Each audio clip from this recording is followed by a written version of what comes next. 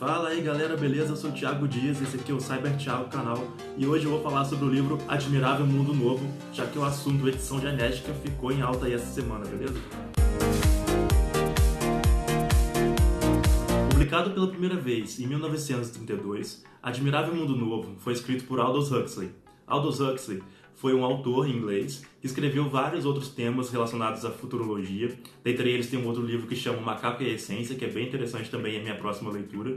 Bom, falando aqui agora do Admirável Mundo Novo... É triste, eu danifiquei a capinha dele, é horrível quando isso acontece. Eu tenho esse livro há um tempinho já, estou chateado com isso. Enfim. Ele conta a história, é uma distopia que conta a história da Terra no futuro, por volta do século 26. Não deixa bem claro a época, mas há teorias que dizem que é por volta do século 26, onde a humanidade não mais nasce sobre a forma normal. O pensamento, sobre a forma normal não, sobre a forma convencional. O pensamento de produção por etapas, em escalas, a engenharia de produção, né, desenvolvida pelo Henry Ford, esse pensamento foi globalizado e institucionalizou uma nova civilização e uma nova forma de governo.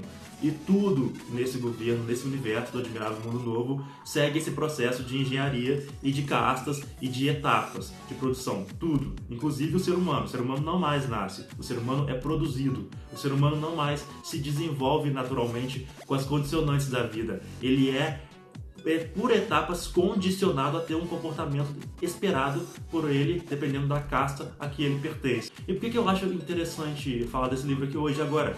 Porque essa semana a gente passou por aquela notícia louca lá do chinês que conseguiu fazer uma edição genética de 2 embriões humanos. Então o cara usou uma substância, uma técnica chamada CRISPR, alguma coisa assim, que usa uma proteína que consegue editar o DNA. E isso é muito parecido, assim, é um processo interessante e parecido. A edição genética é um tema forte, recorrente, determinante no livro Admirável Mundo Novo, que foi escrito em 1931 e publicado em 1932. Então você tem uma ideia de quão visionário era o Aldous Huxley, quanto que o cara estava enxergando no futuro sobre as possibilidades que a tecnologia iria trazer. Essas distopias fazem com que a gente acorde para poder perceber os perigos da ciência. Elas são já, essas últimas que foram escritas, principalmente as 3 grandes que foram aí no século XX, mostram o pesadelo do homem com a racionalização extrema, a tecnologia já não é mais a ciência, não é a qual toda a humanidade botou toda a sua fé com o iluminismo, virou um pesadelo no século XX com a Segunda Guerra Mundial, e as formas de governo totalitárias que utilizavam de formas de conhecimento, do conhecimento institucionalizado para fazer propaganda, para se crescer e conseguir consolidar o seu domínio. Então, digamos assim, esses livros são uma crítica à contemporaneidade deles, mas ainda assim um alerta de um risco que a gente está sempre correndo com os nossos últimos avanços filosóficos, tecnológicos, médicos, em qualquer tipo de engenharia, seja ela biológica, física, telecomunicativa, social mesmo, né? Então o livro conta a história basicamente do Bernard, que acaba sendo o personagem que mais se destaca. Ele é um personagem, ele pertence a uma das castas altas. As castas são divididas em alfa, beta, gama e y. São seres humanos que são editados em fabricação para terem determinado tipo de comportamento de serviço. O Bernard, ele pertence a uma dessas castas mais altas, é uma casta alfa, só que ele não se identifica muito bem. Dizem que algo deu errado com ele ali, no processo de fabricação dele. Então não se enquadra muito bem naquela civilização. Claro que aquilo que gira essas histórias é sempre assim, aquilo que gira a vida é sempre o indivíduo que não se enquadra bem no sistema que ele nasceu, né? Senão o sistema não renova. Faz parte do processo da vida, de renovação da vida, alguém que não se encaixa, porque ele é quem traz o novo. Tá, ele também pode trazer uma bosta, uma tragédia, mas também pode trazer um novo. Um movimento que ele faz, destrutivo ou não, ele renova as coisas. Igual no 1984 a gente tem o Winston e a Julia. No Admirável Mundo Novo a gente vai ter o Bernard. E o mundo nessa época está dividido em 10 grandes regiões globais que estão sob essa forma de controle. E algumas reservas nativas, mas que são semelhantes às nossas reservas indígenas, onde os seres ali dentro ficam à parte da civilização e podem ser eles mesmos, sem intervenção da instituição vigente ali. Então, ele na sua cultura, no seu meio de vida. Tem algumas regiões aqui, só que no livro essas regiões são chamadas por esses habitantes de selvagens, regiões selvagens, onde o ser humano ainda nasce por natureza, ainda tem religião, porque para eles aqui a religião é uma coisa obscena, o sexo com sentido de reprodução é obsceno, um bebê nascer de forma natural, né? A concepção natural para eles é obsceno. Então, o sexo aqui foi desnaturalizado. Não existe mais amor, não existe mais afeto, qualquer tipo de link afetivo que possa gerar conflito foi abolido. As pessoas só se relacionam superficialmente, de forma a terem seus instintos saciados. Seus instintos que eu estou falando aqui, no caso, seus desejos sexuais saciados, mas de forma sem envolvimento afetivo. Se você começa a ter um link afetivo, se você dorme 2 noites seguidas com a mesma pessoa, dormir e transar, né? Se você transa 2 vezes seguidas, 2 noites seguidas com a mesma pessoa, você já é visto como anômalo por essa sociedade. Aqui todo mundo transa com todo mundo mesmo, obrigatoriamente, quase que impossivelmente. O sexo foi desnaturalizado, o relacionamento foi desnaturalizado. E isso é que é o louco, é uma instituição que desnaturalizou tudo. E é interessante isso. Então o Bernard, por exemplo, e um outro personagem, que é o Selvagem, já vou falar dele daqui a pouco, se apaixonam, tem um link afetivo pela personagem Lenina, eu acho que Lenina é o nome dela. E esse tipo de pensamento para eles é visto como doença mesmo, não é permitido. Você não está autorizado a amar ninguém, pelo próprio governo, pela própria sociedade. Porque o interessante dessas engenharias sociais é que elas fazem com que os próprios membros se policiem entre si para manter a coisa. Então não é necessário, igual no 1984 tinha, mas ele também era meio assim, não é necessário um ser superior vigilante. As próprias pessoas vigiam-se entre si para se comportarem de acordo com o que deve ser comportado. O que acontece na realidade com a gente também. E porque, né, quem aí faz alguma coisa fora do padrão, principalmente quem mora em cidade pequena, sabe disso. A tia velha da janela vê, já conta pra todo mundo, você já tá defamado.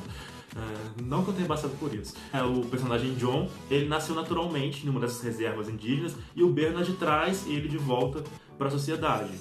Tem a personagem Linda, que é a mãe do John. Ela pertencia à sociedade normal do Admirável Mundo Novo, mas ela foi exilada nessa reserva aí indígena. Lá ela teve um filho, não lembro qual motivo agora. Lá ela teve um filho por um processo normal. O John, ele é absurdamente inteligente, ele cita. Eu não sei se citar Shakespeare de cabeça significa necessariamente que você é um cara inteligente. Às vezes significa que você é um cara que leu bastante e tem uma boa capacidade de memorização. Ele cita Shakespeare de cabeça, e nessa sociedade aqui, qualquer coisa que fizesse referência a um mundo antes Ford, ao mundo antes a essa nova era, que é global, inclusive, não há qualquer coisa de semelhança com teoria da conspiração aí, qualquer semelhança é mera coincidência. Foi apagada, porque é uma das principais formas de você conseguir ter o controle do presente, é você apagar o passado e dizer para as pessoas do presente que o passado foi da forma que você diz que é. Sendo assim, ninguém vai questionar nada. Admirável Mundo Novo mostra uma forma de pensar bem crítica sobre a sociedade do consumismo também, além dessa crítica sobre o American Way Life, né, que ficou popular no Entre Guerras e mais ainda explodiu o mundo afora depois da Segunda Guerra Mundial, mas como o livro foi escrito antes da Segunda Guerra Mundial, a gente está falando aí da faminha que os Estados Unidos começou a ter já depois da Primeira Guerra Mundial. A crítica é inteligente, né? É uma crítica aos sistemas totalitários da época também, só que diferente de 1984, onde você vê o sofrimento globalizado, aqui você vê a felicidade, mesmo que artificial, globalizada. Então os cidadãos ali estão em servidão voluntária, porque para eles é um prazer ser escravo desse sistema. Eles não têm a menor noção de que são escravos, mas para eles é um prazer essa servidão voluntária, porque de acordo com a própria educação que eles vão tendo, que é uma educação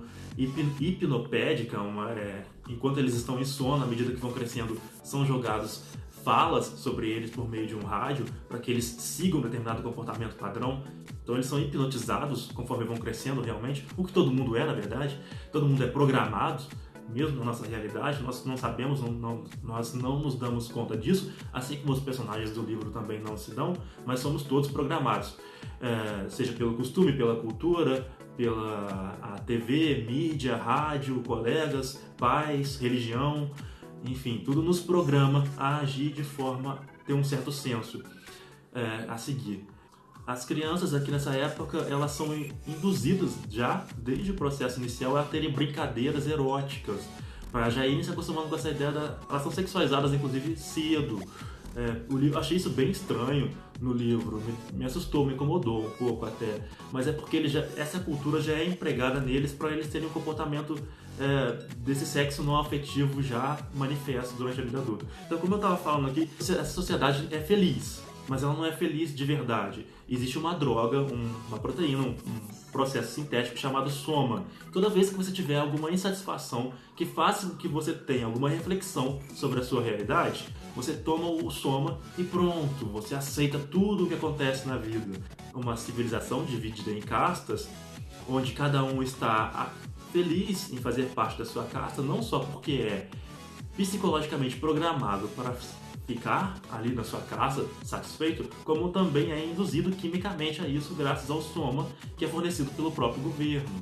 Então essa é outra coisa interessante, porque a gente fazer um paralelo com a nossa civilização hoje em dia, a gente tem a indústria farmacêutica, a gente tem os ansiolíticos, você tem todo um processo civilizatório que, hoje em dia, falando de nós, que nos enlouquece, você fica louco, você tem pressão para ser o melhor no trabalho, você tem pressão para ser o melhor no estudo, você tem pressão para ser o melhor em tudo. E em contrapartida tem o quê? Ansiolíticos e terapeutas adaptados a dizer para você que o errado é você, que tá tudo bem com o universo e com o mundo ser como ele é, e que você é quem tem que se adaptar. Então, nossa realidade não difere muito dessas distopias. E isso é uma coisa que o livro faz com que a gente pense. Então, o livro é legal, são 305 páginas, a leitura não é difícil. Para quem gosta de distopia, para quem gosta de ler, vai mergulhar nele com uma facilidade impressionante. Mas é isso que eu tinha para falar para vocês aí hoje. Perdão se eu não falei tudo que era possível, mas se você quer saber mais sobre o livro, obviamente, leia, né? Admirável Mundo Novo, Aldous Huxley. Show de bola.